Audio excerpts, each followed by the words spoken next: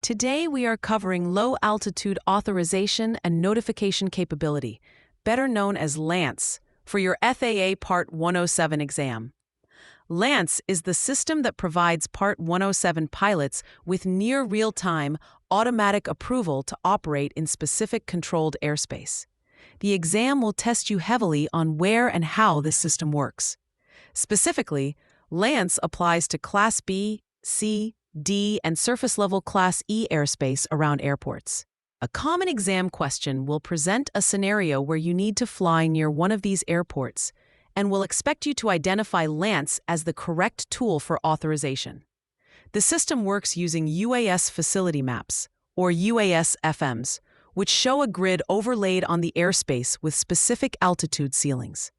If your planned operation is at or below the published altitude for that grid square, you can receive an automatic authorization through an FAA-approved application. For example, an exam question might state, you plan to conduct a roof inspection at 150 feet AGL in a Class D airspace grid where the UAS Facility Map shows a ceiling of 200 feet.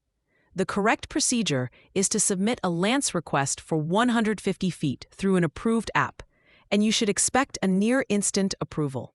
Now, let's look at a common trap. What if the same client asks you to fly to 250 feet, but the grid ceiling is still 200 feet? The exam will try to trick you here. You cannot get automatic authorization for this flight. Any request to fly above the published UASFM ceiling requires further coordination. While you can submit this request through LAANC, it is routed for manual review by air traffic control and is not automatic or instantaneous. Another major exam trap is knowing where LAANC does not apply. You do not use LAANC for Class G or uncontrolled airspace because you don't need authorization there in the first place.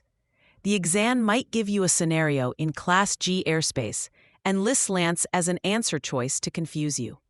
Also, be aware of grids on the map that show a 0.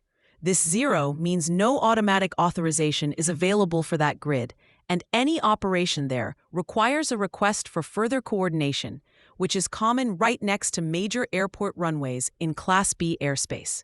Remember this simple phrase to keep it straight. To fly in controlled space, LAANC is your key, meaning low-altitude approval for nearby controlled airspace. This helps you remember its purpose is for low-altitude drone operations in controlled airspace near airports. The service itself is free and provided through private companies known as UAS service suppliers, who create the apps you use to submit requests. The authorization is for a specific date, time, and geographic area. It is not a blanket permission slip. For free practice questions, AI-powered explanations, and more exam prep tools, visit openexamprep.com. That's openexamprep, all one word, .com.